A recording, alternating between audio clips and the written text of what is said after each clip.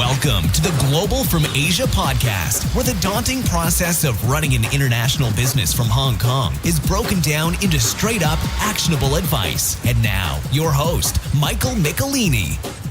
Thanks everybody for tuning in again to Global from Asia. So before we get started, there'll be a couple of fun updates on my personal life that I thought I'd keep you updated. I just picked up my family-in-law from the airport last week, and they've moved in with me and my wife, and they help out with the housework and the baby on the way. So definitely become more and more local Chinese, and getting lots of looks from local neighbors on our evening walks. Also, in kind of connection with that, I've moved out of my home office, and we have now a kind of like shared workspace across the way in the next building over, and a few of us have been working there, and it's staring right at the Hong Kong border. Pretty good view, and pretty excited that be able to work with some of my friends and get some work done and separate my work life and my personal life. So today's show, we're lucky enough to have Jeremy Hanks on the show, and he's co-founder of Doba.com dropship platform, and he's currently now focused on a new venture called Dropship.com commerce software. So he's been visiting Hong Kong and China a few times now. I met him a few years ago while he was up in Dongguan and Guangzhou.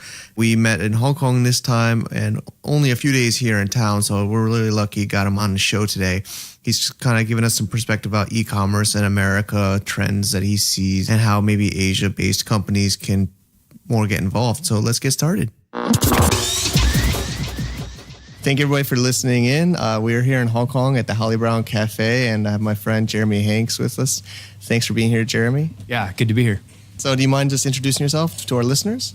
Yeah, so I am an entrepreneur. I'm currently working on my third startup. I'm based in Salt Lake City, Utah. This is my third trip to China and or Hong Kong. And, my companies for the last 15 years have been involved with inventory distortion. And ultimately, that turned into kind of first worked on closeout inventory and closeout problems, and then that turned into a company that focused on dropshipping as a service. And now my current company is working on supply chain integration software for dropshipping and supply chain integrations. Awesome. I know a lot of our listeners do e-commerce and online businesses, so really glad to have you here. So yeah, as you just said, it's your third time over here in China, Hong Kong, or Asia. Well, maybe you've been to India too, we mentioned in calls before, but so what brings you back here this time? So a couple of things. I just had a few people that I wanted to catch up with and meet, and a friend of mine relocated to Hong Kong from Utah and wanted some help with a group that we started in Utah called launchup.org, which is these events for entrepreneurs, and wanted to think about maybe getting something like that started here in Hong Kong. And so he gave me a reason to come, and so I came for a week to kind of be back. It's been 3 years since I was over here last. So yeah, that was the last time we had met too, yeah.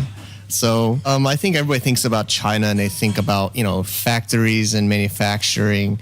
I think now it's more like branding and sales and distribution too, right? So I think that's another good position for you to be in. Is that what you're noticing too? Or? Yeah, definitely. I think so. I like I was mentioning to you earlier, that there seems to be this progression. There's most of China and sourcing out of China has been from the standpoint of just the ability to create a product less expensively for somebody else.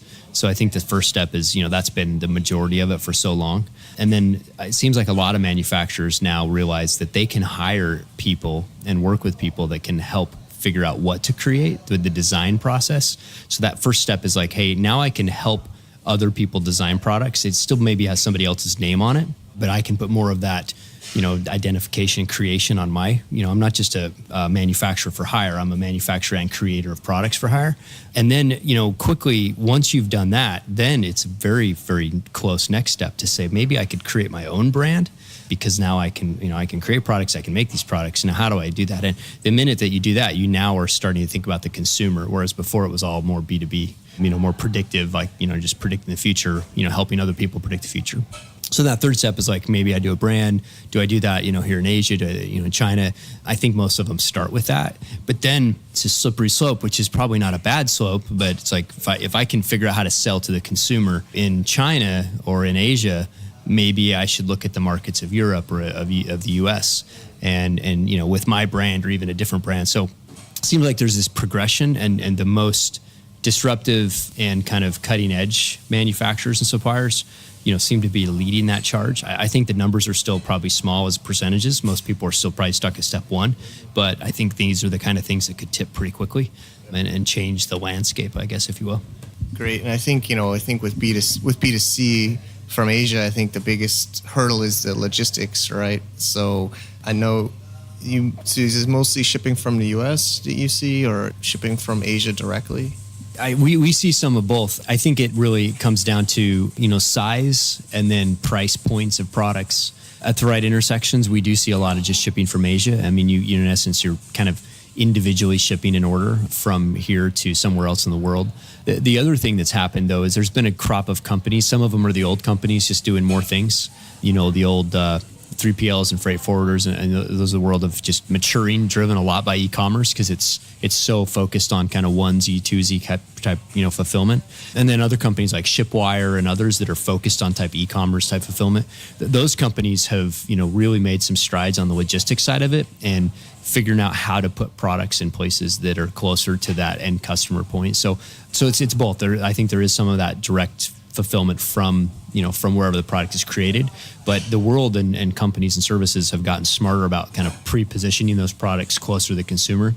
So there's a few companies we've seen that when they decide to tackle the U.S. market, for instance, they just move product there, and then if it's e-commerce, or even if they're still working with dealers, but if it's mostly e-commerce type focused, either themselves or with other people, that they're not having to deal with overseas logistics. So for your business, Dropship e-commerce or Dropship Commerce, do you work with non-US based? Is it with the software development, or where are most of your clients from? Yeah, the majority of our customers, they're either retail establishments. Some of them are online retailers. A lot of them are chain store retailers, and they are looking to expand their product assortment. This idea of an endless aisle, and to work with other distributed product sources, whether they're vendors or even other retailers, and they need to connect to all of those different companies for to get catalog information, inventory visibility, and to exchange orders. We also work with some suppliers who have kind of the inverse problem. They're trying to penetrate their channels completely, and so they're trying to push more products virtually into these different demand channels, especially the e-commerce channel, with less restrictions. So we're mostly U.S. focused right now, just because we have to kind of start somewhere and make sure the technology gets built. We just signed up our first Australian customer. We have some other customers around the world that we're working. We have a customer based out of Germany, one of the largest catalog e-commerce companies that's in Germany, and they have operations all over the world. But we like to look at over in Asia, because at the end of the day, a lot of it's just supply demand, and how effectively can you match that with the least amount of inventory distortion possible. And so, we kind of have a belief. I have a belief that the closer you can get to the supply, the better things are. And that's why I think it's exciting to see some of these trends where there's this evolution of companies shifting and kind of hybridizing the traditional roles and doing more and more things and becoming more effective at creating a product, to the, on the one side, creating, the supply, and then on the other side is the consumption of the demand, and it's how fast can you, and lean and nimble can you make that. E-commerce seems to be the driver of breaking the old way and enabling new ways. So I think me and a lot of other listeners are Westerners that live in Asia or Hong Kong, and they set up Hong Kong limiteds or Chinese companies, or maybe they're in Thailand, Philippines. Sometimes the biggest hurdle for them is they still have a U.S. company, but they also have a Hong Kong company, and they're always struggling to try to manage cash flow and centralizing around Hong Kong. So we've had other episodes where we talked about merchant accounts offshore, through Hong Kong. There's limited, of course, America still has the most options and most ease of doing business, but I don't know if, I know you're not so familiar in Asia, but what are your thoughts on the trends, global companies being able to accept Visa, MasterCard, and shipping around the world? Just kind of a high-level idea from your experience. Yeah, no, I have not a ton of experience with that, but in my second company, Doba, we spent a lot of time looking at international expansion, both here in Asia, but also into Europe through the UK and things. And one of the things that I came away from that experience with is kind of the understanding, at least the way I look at it, is whether you're going to succeed or not, you have to be fighting a big enough problem it's just going to work. So the difference of, whether you're a Singapore-based company or Hong Kong, and then how that affects your ability to accept payments or, taxes and all those things. Those are tweaking of the knobs on the machine, but the machine has to be big and real, So I think that there are important things to think through, but I would wonder if maybe too many entrepreneurs worry so much about that, they don't ever find a big enough problem to go solve. Those are good things to have, and to do a little bit of thought on, but pick something and just go and actually start doing things. If there's a road that maybe is slightly incrementally better down the road for payments or something, that you can do that. And the other thing I'll say on that is the world changes a lot. Even in the U.S., our payments industry is about to be disrupted in a lot of big ways. Even the old way, there's this. I worked at a company called AuthorizeNet for several years, a long time ago. And, there are companies like Stripe and Square and others that are really doing some innovative things, but that innovation is still based on the old payment systems, the old big gateways and, interchanges and things. There's a whole other world of payments maybe coming. I don't know if it's things like, Bitcoin and, different things like that. But so as an entrepreneur, you don't know where that's going to go. And I do see a lot of times people focus so much on that, they don't ever get from point A to point B. Moving from point A to point B, it doesn't matter where you're located or where you set your company up. It's got to be a big enough problem. If it's a big enough problem, all that stuff falls into place later. I definitely learned that when at first selling my first product. I think some listeners know I was doing the bar supplies, and it was a little bit of a smaller niche market. And I know there's a lot of these blogs talking about niche businesses, and but I think I still would advise to go after a big, like Jeremy says, a big enough market, a big enough problem. I think a lot of times people are focusing on a very small niche market, and then maybe then try to figure out about taxes. Whereas I think maybe think about a bigger business, bigger problem. So I think a lot of our listeners are, have an online business or thinking about kind of growing an online business, and I think a lot of them are messaging me about, if I have products in China, they always look for third-party fulfillment. We're going to do shows on third-party fulfillment from Hong Kong soon. Still doing a lot of research on that personally. But these small sellers, we were talking just now about big problems, but they always don't know. I think the biggest question is, what product do I sell? I just talked to somebody yesterday about that. I know you must get that common question too. What do you kind of advise there? Yeah, that is one. We actually get that less now because we're just building software, especially at Doba, where we were that product broker in between, these online sellers on one side and, hundreds of manufacturers and distributors and a couple million products on the other.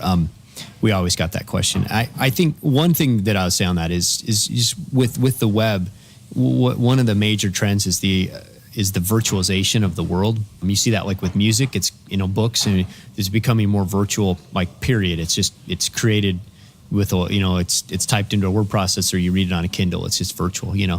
Other products can't be virtual because they're real. They're you can touch them, feel them, and so but virtualization, to the extent that it pushes to virtualization, all products can become commodities in essence. If channels and the different barriers start to kind of all blur together. So the thing I'll say there is, I think long term, the selling other people's products has some headwinds against it, because more and more, there's some point everybody might be able to sell all the same things. Like I just mentioned before, you have product selection on one side, you have product penetration on the other side, two sides of this coin between supply and demand. And historically, there's been a lot of barriers. Geography was a big one, with physical retail stores, all these things. That's all that's born together. So, and then you add on top of it something like a marketplace, like an Amazon in the U.S. or eBay or Alibaba or Taobao and things like that, right? So you add those in, and you run into a really big challenge. Think about you've got this red pen here, right? How many people need to be selling that on Amazon Marketplace to penetrate the market? And if you have an inexhaustible supply of red pens, there's no supply constraint, you could really argue that there should only be one seller of that pen. At the right price, you'll maximize the supply demand where those two lines intersect, And so, back to just economic theory. So that's just something to think about is, if you're looking for a red pen, there's a lot of other people looking for that too. And then you run into this potential race to the bottom of competition. So, and then how do you win? I don't know. So maybe, I like to encourage people, if they have the ability, to think about maybe they should go create a green pen, like really, I think some of the best opportunities and what I see in the US is some of the best e-commerce opportunities are people who are creating brands. They're niche brands, but they're kind of vertically integrated. They're owning their own products. They may use something like dropshipping to test markets and to understand the demand side and to learn from it. But a lot of times, they kind of turn into their core is they've created their own products. And then they may surround that with other people's products or with virtual products and dropshipping. But I think that's something to think about is where could you create something that fills an unmet need versus just finding somebody else's stuff to go sell, because that gets really competitive really fast. Yeah, I remember when I first started selling online, eBay was the main marketplace, and you could use your own website.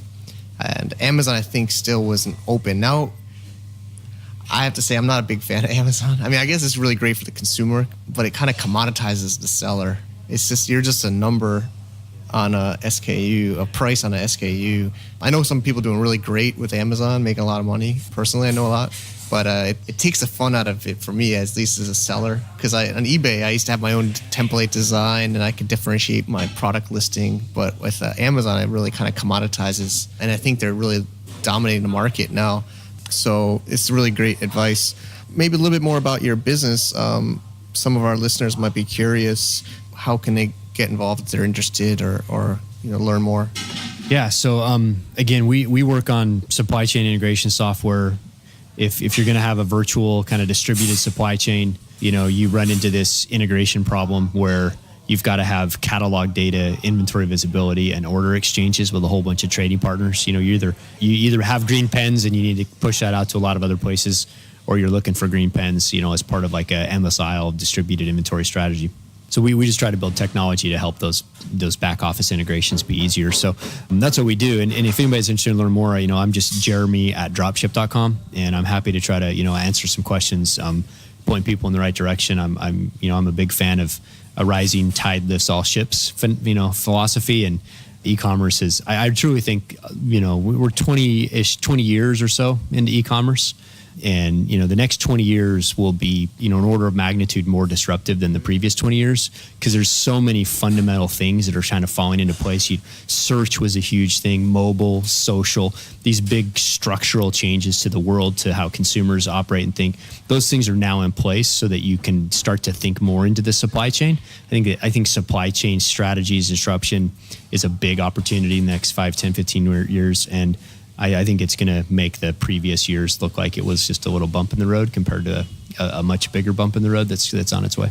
Yes, it got me really excited. And thanks for your time today. And that's a wrap, guys. Catch you next time.